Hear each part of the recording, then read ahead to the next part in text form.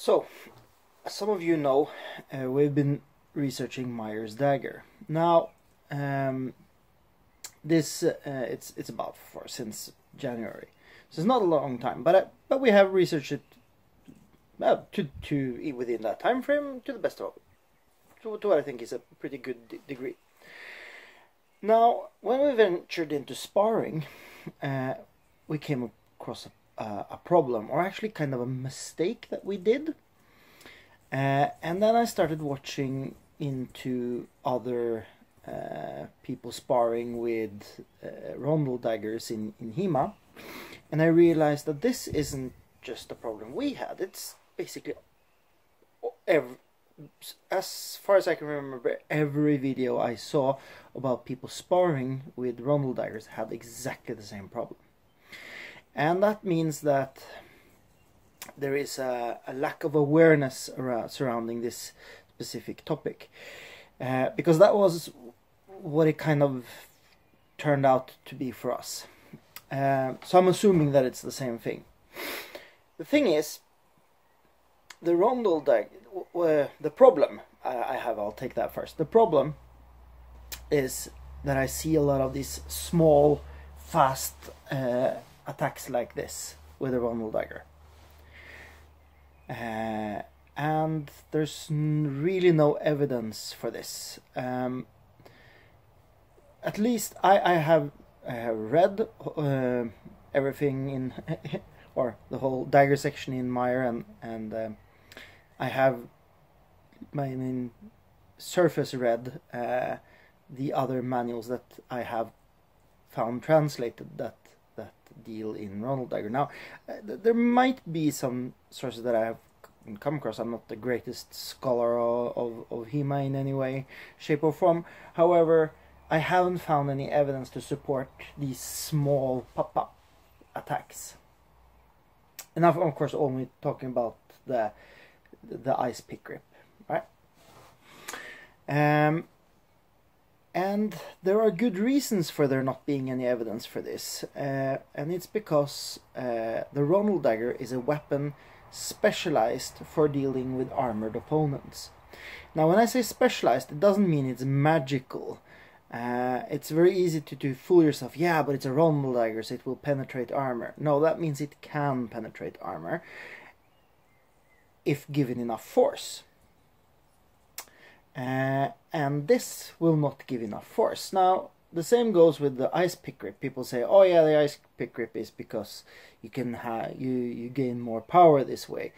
You can generate a lot of power with the ice pick grip, but it is not that automatically by holding the ice pick grip you generate more power. You can, and the way of doing that is actually really going with very definitive, heavy attacks. That's how you generate more power, and that's what's needed for the tip of the the rondel dagger to penetrate things like gambeson or several layers of fabric. So when I see these things, these short ones, ta-tam, boom, boom, then that means that they haven't kept this in mind during their sparring. Also, very often it means that their distance is off, because everything should basically be at a quite long distance until you really go in for throwing or something like this.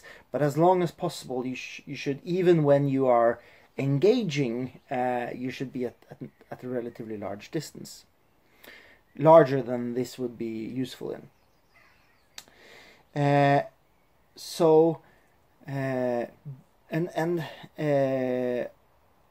When I said that there is no evidence for these small fast attacks, there may be one or two passages in Meyer which kind of tells you to attack in a manner which might be interpreted as a relatively short thrust like this, but the majority does not involve this. And now you may say, Meyer does not tell you how to attack at all with the dagger, and in one way you could be right, but then at the same time you are wrong, because first of all, in the counters he does tell you how to attack, and you see a lot of these relatively big ones.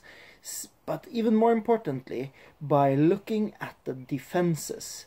Now, if you look at the defenses, they are all constructed for dealing with heavy, big attacks. You know, Kreuzhut and all these parries, they're specifically constructed for dealing with heavy, determined attacks. Now, trust me, I've done knife systems for 20 years outside of HEMA, and when I say that there are systems that deal with fast, short attacks, and they do not look like what they do in the manuals. There's Southeast Asian systems that deal a lot with relatively fast, short attacks at short range. There's even specific Southeast Asian systems that are specialized in this trapping range, which we call it, and they absolutely do not look anything like what you see in the manuals. So I would say that this is something we should really strive to, maybe not completely never do, but at least as little as possible, because of the lack of evidence for it. Now, as I said, if somebody here has knowledge of evidence to the contrary of what I say, I'd be thrilled to know so. I know it isn't in Meyer, but there might be other places where there are. So, as I said, I'm fairly new to HEMA.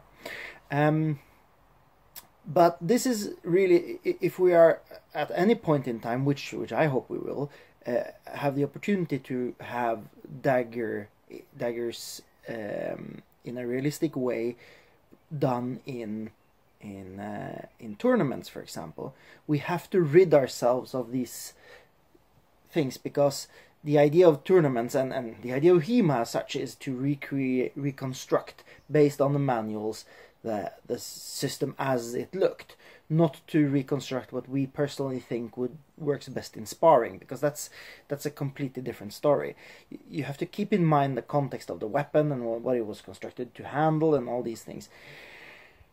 So, bigger, more determined attacks, less small ones. Alright? That's our conclusion and my urge to everybody else. If somebody disagrees with me, or has evidence to support, especially if they have evidence to support, they're disagreeing with me, please share it with me, because I really would love to know. Okay? Thank you. Bye-bye.